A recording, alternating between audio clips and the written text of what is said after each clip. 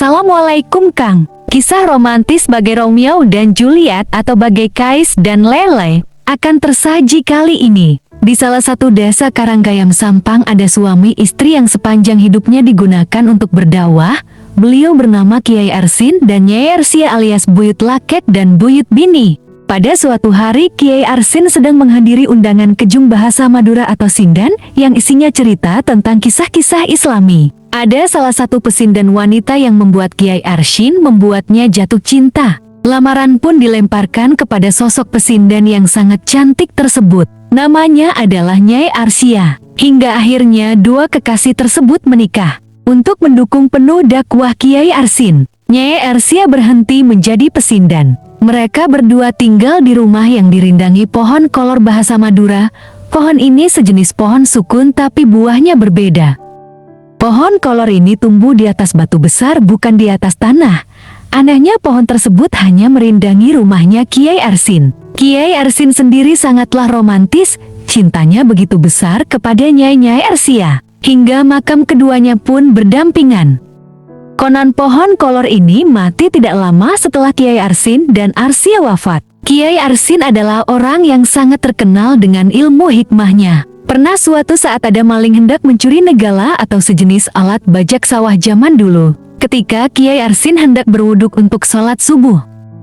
Tiba-tiba Kiai Arsin mendapati maling tersebut tidak bisa bergerak. Dengan polos maling tersebut mengatakan sejujurnya jika dia ingin mencuri negala Kiai Arsin, akan tetapi tidak bisa bergerak. Maling pun meminta bantuan kepada Kiai Arsin untuk melepaskannya. Kemudian Kiai Arsin menepuk pundak maling tersebut tanpa rasa marah dan maling pun bisa bergerak kembali. Atas sikap besar hati Kiai Arsin ini, akhirnya maling pun bertobat dan terus menjadi orang yang baik. Salah satu akhlak beliau terhadap lingkungan, Kiai Arsin istiqomah tidak pernah meludah sembarangan. Jati Kiai Arsin membuat tempat ludahnya dari bambu yang beliau bawa kemana-mana. Dari keistiqomahan ini akhirnya ludah Kiai Arsin menjadi keramat. Pernah suatu saat Kiai Arsin lupa meludah ke tanah dan bekas ludahnya terinjak oleh orang, maka orang tersebut langsung sakit. Dan sejak kejadian itu Kiai Arsin makin istiqomah dan hati-hati. Kehidupan Kiai Arsin dan Nyai Arsia banyak dihabiskan di bawah pohon kolor tersebut. Kemudian lokasi tersebut dinamakan Desa Lor Kolor dan saat ini biasa disebut dengan Desa Lor Polor Karanggayam Sampang. Hidup Kiai Arsin dan Nyai Arsia selalu berdua, kemanapun berdua hingga makamnya pun berdua dan insya Allah di surga pun berdua bersama. Semoga kita bisa mengambil hikmah dari kehidupan kedua buyut Lor Polor tersebut. Amin amin ya robbal alamin. Demikian kisah dari Buyut Lor Polor. Terima kasih telah menonton. Agar tidak ketinggalan video terbaru dari channel YouTube Kata Kopi, silahkan di subscribe. Bantu juga like, komen, dan share sebanyak-banyaknya agar yang lain juga tidak ketinggalan video terbaru dari channel YouTube Kata Kopi.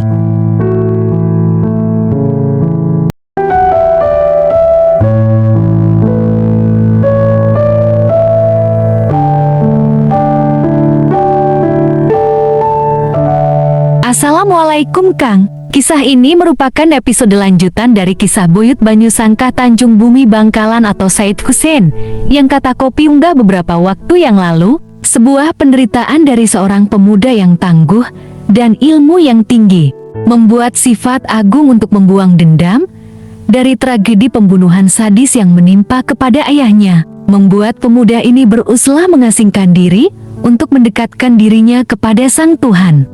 Agar kalian tidak penasaran, yuk tonton terus channel YouTube Kata Kopi. Bantu juga subscribe, like, komen, dan share agar channel YouTube Kata Kopi bisa berkembang biak dengan baik. Setelah peristiwa tragis yang menimpa Said Hussein atau Buyut Banyu Sangkah Tanjung Bumi, putra sulung Said Hussein yang bernama Abdul Manan pergi mengasingkan diri. Hingga pada suatu hari, Abdul Manan tiba di suatu hutan yang sangat lebat, di wilayah perbukitan Pamekasan. Di hutan inilah beliau bertapa mendekatkan diri kepada Allah. Kiai Abdul Manan berazlah di bawah sebuah pohon kosambih selama 41 tahun lamanya. Hingga akhirnya Kiai Abdul Manan ditemukan oleh seorang perempuan yang sedang mencari kayu bakar di hutan. Dari lamanya azlah di pohon kosambih, Kiai Abdul Manan dijuluki Buyut Kosambi.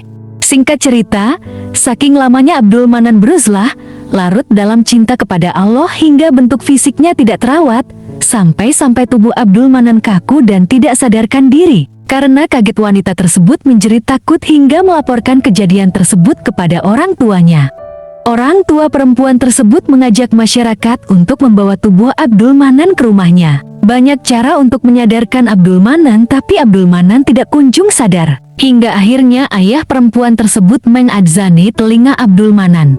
Mendengar panggilan sebagaimana Tuhannya memanggil ketika sholat. Akhirnya Abdul Manan sadar. Ayah perempuan tersebut sangat bahagia karena telah menyadarkan Abdul Manan dan sadar jika Abdul Manan merupakan kekasih Allah. Akhirnya Abdul Manan disuruh memilih salah satu putrinya untuk dinikahi. Lalu Abdul Manan memilih wanita pencari kayu bakar. Padahal wanita tersebut mengidap penyakit kulit selama bertahun-tahun. Akhirnya Abdul Manan menikah dengan wanita pencari kayu bakar yang menemukannya. Setelah umur pernikahnya sampai pada 41 hari, istri Abdul Manan sembuh dari penyakit tersebut. Dari pernikahannya tersebut, Kiai Abdul Manan atau Buyut Kosambi dikarunia 2 orang putra. Pertama bernama Taqiyul Mukodam dan yang kedua bernama Basania atau biasa disebut dengan Buyut Tompeng. Setelah bertahun-tahun berdakwah, Kiai Abdul Manan wafat dan dimakamkan di desa Batu Ampar. Sehingga sampai sekarang Kiai Abdul Manan dikenal sebagai Buyut Kosambi Batu Ampar, sebab beliau adalah tokoh utama dari lahirnya desa Batu Ampar Pamekasan. Sekian cerita singkat dari Buyut Kosambi. Semoga kita mendapatkan barokahnya. Amin amin amin ya robbal alamin. Terima kasih telah menonton. Agar tidak ketinggalan video terbaru dari channel YouTube Kata Kopi, silahkan di subscribe. Bantu juga like, komen, dan share sebanyak-banyaknya agar yang lain juga tidak ketinggalan video terbaru dari channel YouTube Kata Kopi.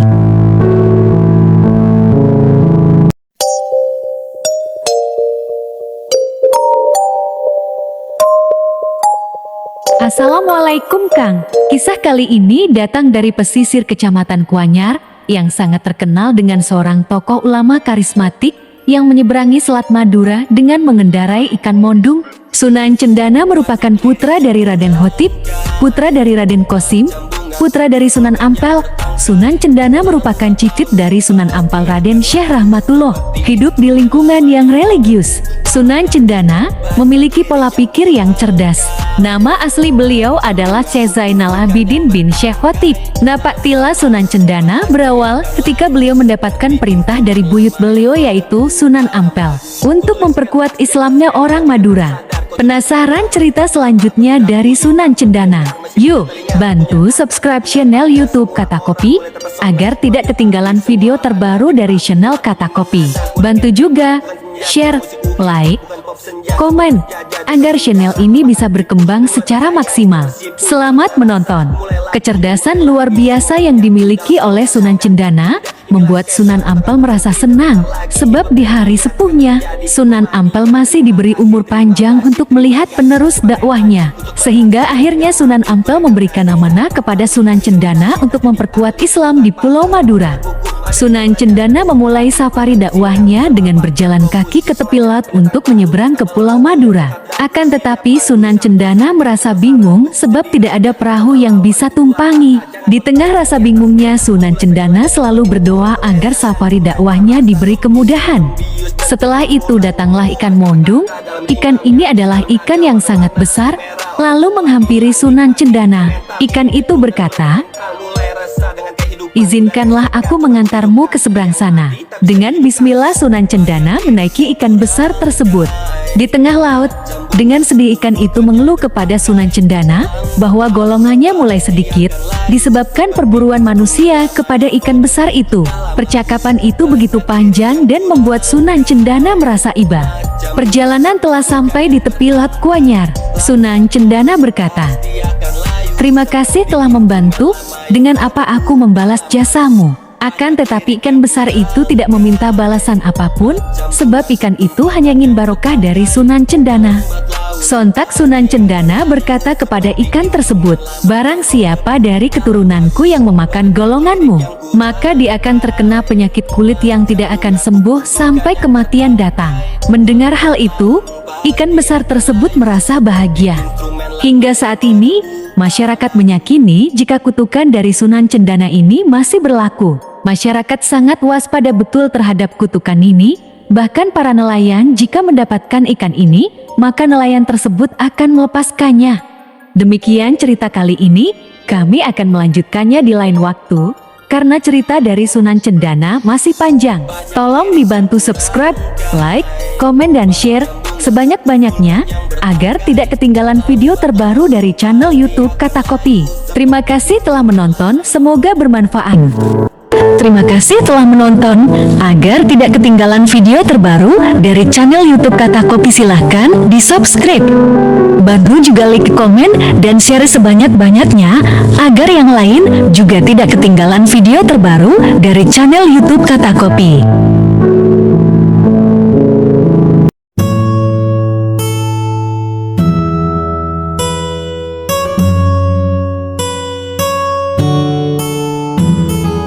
Assalamualaikum Kang. Kisah kali ini adalah kisah dari putra kedua Kiai Abdul Manan alias Buyut Kosambi. Beliau bernama Kiai Batsania atau Buyut Tompeng. Agar tidak penasaran, yuk tonton terus channel YouTube Kata Kopi. Jangan lupa subscribe, like, komen, dan share sebanyak-banyaknya agar tidak ketinggalan video terbaru dari Kata Kopi. Kiai Batsania atau Buyut Tompeng merupakan sosok alim yang zuhud akan dunia. Beliau juga mewarisi kegemerannya beruzlah seperti para pendahulunya.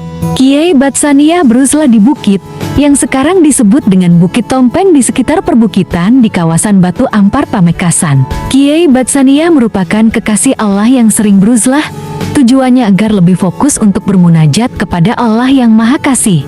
Setelah lepas dari uzlahnya, Kiai Batsania mengundang banyak orang ramah tamah untuk mendoakan para leluhurnya. Dikisahkan pada saat acara tersebut, makanan yang disuguhkan hanya satu periuk atau satu tumpeng.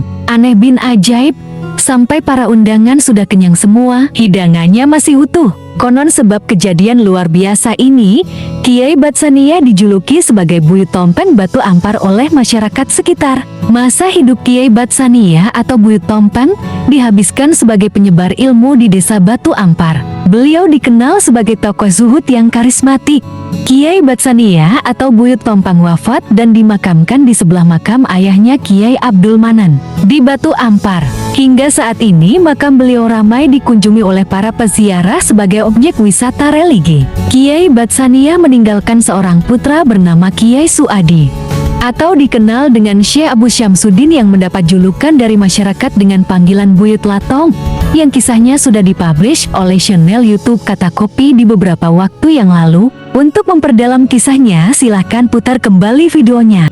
Demikian kisah menarik dari Buyut Tompeng atau Kiai Batsania. Semoga kita mendapatkan barokahnya serta bisa mengambil hikmah dan ibroh dari kisah ini. Terima kasih telah menonton. Terima kasih telah menonton.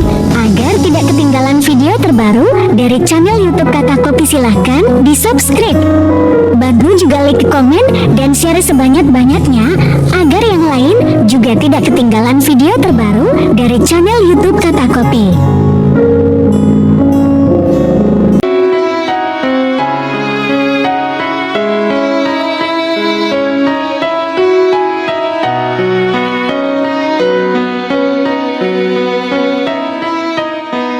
Assalamualaikum Kang. Episode kisah kali ini berasal dari Sampang, seorang tokoh yang memiliki ilmu yang sangat tinggi. Beliau bernama Kiai Khotib Mantoh. Beliau bersaudara dengan Nyai Gede Kedaton atau Ibunda Sunan Cendana. Yuk, biar tidak penasaran, tonton terus channel YouTube Kata Kopi. Jangan lupa subscribe agar tidak ketinggalan video terbaru dari channel ini. Like, komen, dan share sebanyak-banyaknya agar channel ini bisa berkembang dengan baik. Kiai Khotib dikenal dengan kealimannya. Saking alimnya, banyak ulama di Madura dan luar Madura yang memiliki sanad keilmuan sampai kepada beliau. Salah satunya adalah amalan ijazah terkenal yang diyakini bersanad tunggal kepada beliau. Ijazah ini bernama ijazah Sungai Raja, artinya sungai besar. Berdasarkan cerita yang beredar kuat di kalangan masyarakat, ijazah atau doa Songai Raja diterima langsung oleh Pangeran Khotik Mantah dari Nabiullah Sayyidina Khidir alaihi salam setelah beliau menjalani uslah selama 40 tahun. Wirid Songai Raja ini sangatlah masyhur dan dikenal dengan keampuhannya. Sampai-sampai doa ini tidak boleh dibaca di sembarang tempat, terutama di tempat-tempat yang beratap. Jika ada yang secara sengaja membaca doa ini, maka berakibat atap rumahnya akan roboh. Pengijazah atau mujiz doa ini juga tidak bisa dilakukan oleh sembarang orang. Hanya keturunan langsung dari Pangeran Khotik Mantah yang bisa melakukannya. Menariknya lagi, saat pengijazahan doa Songai Raja, tidak boleh ditulis, hanya diucapkan secara lisan saja. Jadi bagi yang berniat mengamalkan ijazah ini, maka harus mendengar dan mengingatnya baik-baik saat diberi ijazah. Itu pun dilakukan tanpa alas kaki dan di ruangan terbuka yang tak beratap. Tata cara ijazah ini sangat mirip dengan ijazah Hizib Maghrobi, di mana cara melafalkannya dibaca 3 kali, setelah itu sudah tidak boleh diulangi lagi. Doa ingat yang kuat menjadi syarat penting yang harus dimiliki bagi yang ingin menerima ijazah ini. Masa hidup Kiai Khotik Mantah banyak dihabiskan dengan mengajar dan belajar. Banyak dari santri beliau yang menjadi cikal bakal lahirnya pondok pesantren di Madura. Beliau wafat dan dimakamkan Sampang, tepatnya berada di samping utara Masjid Madegan, Kelurahan Polagan, Sampang. Di setiap harinya, makam Pangeran Khotik Mantah selalu ramai oleh peziarah. Apalagi di saat malam Jumat Manis, peziarah akan meningkat. Sekian kisah yang menarik kali ini. Jika tidak ingin ketinggalan kisah-kisah menarik dari channel YouTube Kata Kopi, silahkan subscribe, like, komen, dan share. Terima kasih telah menonton. Semoga kita mendapatkan barokah dan ibroh dari kisah ini. Amin amin, ya robbal alamin.